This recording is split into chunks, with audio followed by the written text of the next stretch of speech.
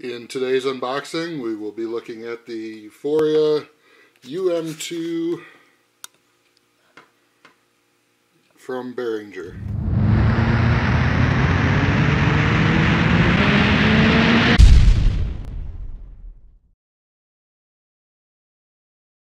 Okay, so you can see, pretty nice little box, no plastic wrapping on it. It does have your 48 volts of phantom power that you need,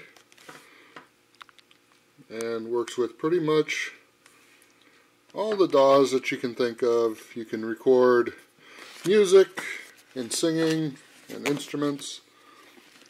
Box is nothing overly impressive, so let's go ahead and just crack right into it. Just one little piece of tape. Oh, one thing you will need before we go any further is you'll need a male to female XLR cable. I already have the condenser microphone, which requires 48 volts of phantom, so that is fine. Inside the box, just to give you an idea, here's the size of my hand. There's the size of what's in the box. It literally is as long as my hand. So inside, you get a nice little package here. You get a wonderful sticker. Let me see if I can open this without rattling it in front of the camera too much. So you get a wonderful sticker, so that way you can tell everybody what products you use if that's what you're into. And you get instructions. And you know what we do with instructions? Right? We just throw them away. No, you want to read through there. There's some interesting information. I'm not going to spend time on that because there's other channels that do a lot better job than that. And last but not least, inside the box you get the USB cable, but you want to make sure you check because it is on this side and it's hidden. You get about I'd say about a 6-foot cable, and a very, very, very minuscule little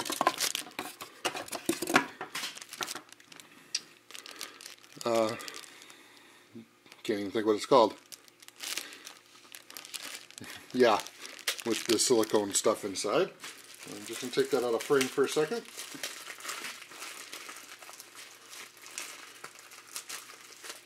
It smells like good plasticky goodness.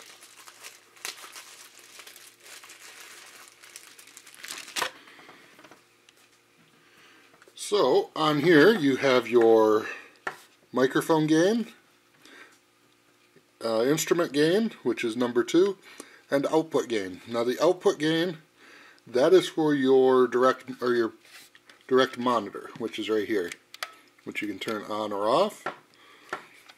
This instrument gain is for this instrument port here, and of course your mic or gain 1 is this one here, which has a combo jack, so you can either use your male to female XLR cable, or you can use a 1/4 inch jack for stuff like instruments.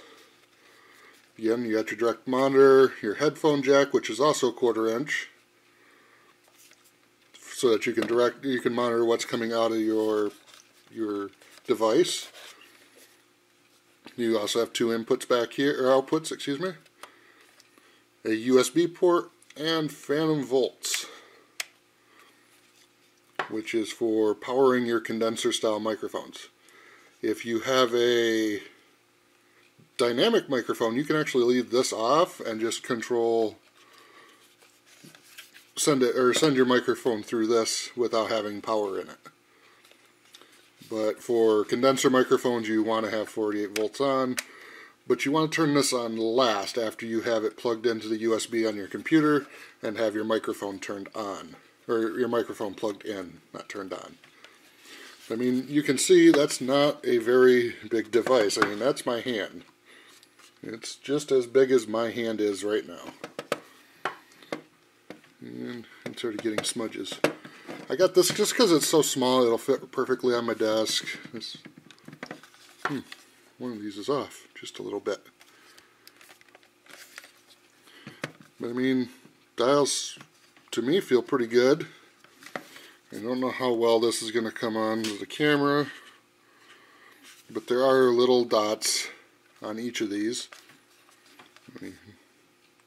Yeah, you can see it right up there.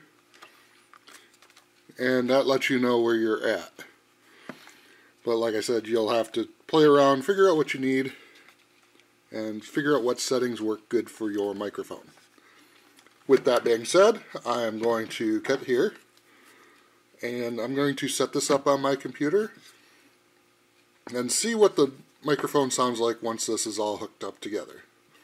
So this might take a while. Alrighty, well, I have the Behringer Behringer Uphoria UM2 hooked up and all set up and ready to go. And I am recording from in-game on OBS with just the Reaper plugins on here, just canceling out some of the background noise. And from what I can see, I am just clipping just a little bit, and I will have to adjust it a little bit later on, but it looks like everything is fine. I'm actually not going to add anything in post onto this. I'm just going to use the straight up raw sounds. So hopefully everything sounds good.